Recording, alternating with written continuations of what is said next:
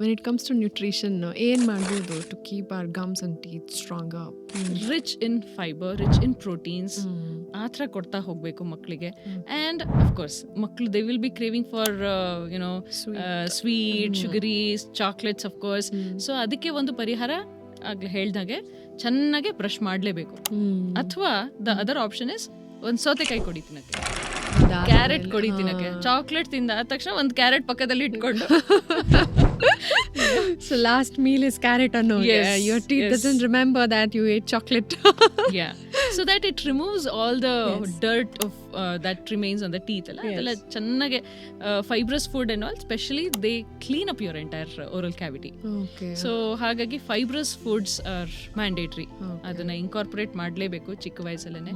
that should be of course ಬರೀ ಮಕ್ಕಳಿಗೆ ಅಂತಲ್ಲ, ದೊಡ್ಡೋರ್ಗು it holds good.